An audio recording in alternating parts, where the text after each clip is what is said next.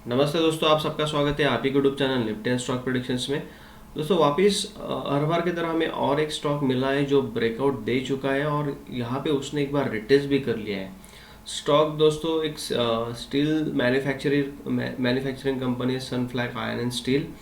Stock का और एक पैटर्न अच्छा दिख रहा है। उस पैटर्न के हिसाब से लग रहा है कि स्टॉक ऊपर जाना चाहिए। ब्रेकआउट दे दिया है, रिटेस्ट किया है, पैटर्न भी अच्छा है। देख लेते हैं यहाँ पे कैसा एनालिसिस हो क्या आ रहा है। दोस्तों यहाँ पे पहली बात तो आपको दिखाना चाहूँगा, यहाँ पे देखिए स्टॉक बहुत ही अच्छा एक अप ट्रेंड में था।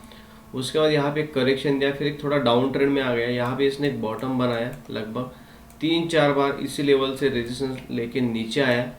उसके बाद हमें हमें अभी क्या पैटर्न दिख रहा है वो देख लेते हैं। ओके, यहाँ पे मैं दिखाना चाहूँगा आपको कि एनालिसिस कैसे करना चाहिए। है मेरा एक फेवरेट पैटर्न में से एक पैटर्न इसने बनाया है। यहाँ पे पहले आपको यहाँ पे एक रेजिस्टेंस निकालना है दोस्तों। ये रेजिस्टेंस है। अब ये रेजिस्टेंस सपोर्ट आपको ऑलमोस्ट पता ही रहेगा, नहीं पता रहेगा तो भी बताता हूँ। यहाँ पे देखिए क्या किया था स्टॉक ने। स्टॉक को पहले यहाँ पे इसने एक रेजिस्टेंस बिल्ड, मतलब एक रेजिस्टेंस फेस कर रहा था। ये डेली चार्ट है। उसके बाद इसने ब्रेकआउट दिया लेकिन उसका कंफर्मेशन नहीं मिला। फिर वापस ने रिटेस्ट किया।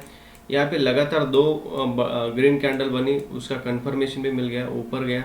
लेकिन इमिडिएटली इसने एक कंसोलिडेशन फेज में चला गया। तो ऑलमोस्ट दोस्तों एक हायर लेवल पे अगर कुछ टॉप पे ये टाइम स्पेंड कर रहा है और उसके बाद ब्रेकडाउन दे रहा है तो डेफिनेटली वहाँ से आपका एसएल इम्पोर्टेंट है। यहाँ पे देखिए इसने बहुत बड़ा फॉल दिया इस कैंडल में। इस कैंडल का आप फॉल देखोगे तो लगभग यहाँ पे 11% का फॉल दिया। उसके बाद ये वापिस से जो पहले रेजिस्टेंस लेवल था वो एज अ सपोर्ट की तरह काम करना चाहिए, लेकिन ये सपोर्ट के नीचे आ गया। वापस वही सपोर्ट को यहाँ पे देखिए इसने एक बार टेस्ट किया, नीचे गया, वापस ये सपोर्ट के पास आया। मतलब अभी ये रेजिस्टेंस हो गया उसके लिए। अभी यहाँ पे देखिए इसने ग्रीन कैंडल बनाई, ब्रेकआउट देने का ट्राई किया विथ वॉल्यूम, लेकिन सस्टेन नहीं कर पाया। वापस ये रेजिस्टेंस, मतलब अभी ये एज अ सपोर्ट काम करना चाहिए था, लेकिन ये वापस ये सपोर्ट के नीचे आ गया। अभी वापस ये रेजिस्टेंस फेस कर रहा था, लेकिन पिछले दो कैंडल आप देखोगे तो इसने ग्रीन वॉल्यूम के साथ दो ग्रीन कैंडल बनाई है, अच्छे वॉल्यूम्स के साथ। तो यहाँ पे क्या पैटर्न बन रहा है और हमें बाइंग करनी चाहिए या नहीं, यहाँ पे रिस्क कितना बन के आ रहा है वो भी देखते हैं। पहली बात तो सर पैटर्न बताना चाहूँगा, inverse head and shoulder pattern बन रहा है दोस्तों। यहाँ पे देखिए शोल्डर, हेड और एक शोल्डर और ये इसका नेक लाइन। तो ये पैटर्न बहुत ही अच्छा है और यहाँ पे इसने ब्रेकआउट दे दिया, ब्रेकआउट का कंफर्मेशन दे दिया।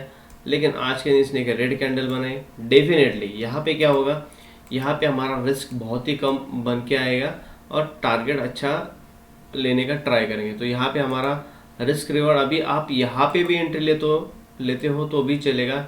यहाँ से 5% आपका सिर्फ स्टॉप लॉस होना चाहिए, कम से कम 5%। तो यहाँ पे आपका स्टॉप लॉस हो जाएगा दोस्तों, तो लगभग 212 का स्टॉप लॉस हो जाएगा।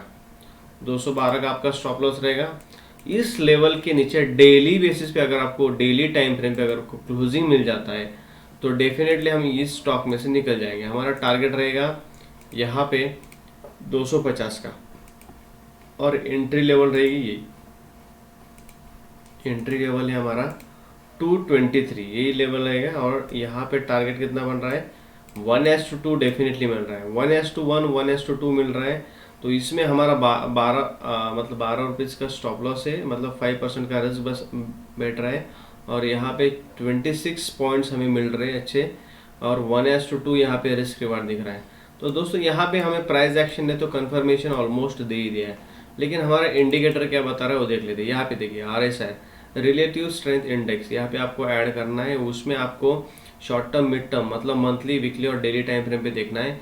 हम मंथली में देख लेते हैं, मंथली में क्या व्यू बन के आ रहा है दोस्तों। मंथली, वीकली और डेली में अब वो 60 होना चाहिए। अभी यहाँ पे देखिए 69 दिख रहा है, तो यहाँ पे लॉन्ग टर्म के लिए पॉजिटिव दिख रहा है।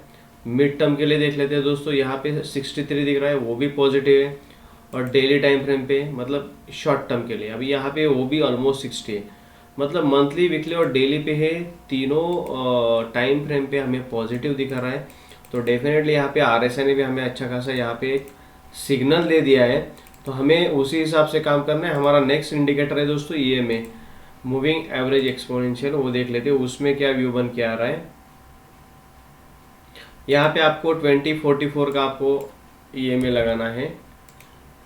ओके, यहाँ पे देखिए, यहाँ पे तो ऑलरेडी क्रॉस ओवर हो चुका है दोस्तों, इस लेवल पे क्रॉस ओवर हो चुका है। लेवल है लगभग यहाँ पे आप देखो 196 के आसपास। तो यहाँ पे क्रॉस ओवर हुआ, ऊपर गया, वापस रिटेस्ट किया, उसके बाद वापस रिटेस्ट, और ये ऊपर के साइड जा रहा है। तो डेफिनेटली स्टॉक में अच्छी बाइंग आ सकती है। इंडिकेटर्स ने भी हमें कंफर्मेशन दे दिया है, as well as price action ने भी अच्छा खासा कंफर्मेशन दे दिया है। तो यहाँ पे रिस्क छोटा बैठ रहा है, 10-12 पॉइंट का बैठ रहा है रिस्क, उसके हिसाब से रिवार्ड 25-26 पॉइंट का बैठ रहा है। तो 1:2 रिस्क रिवार्ड है।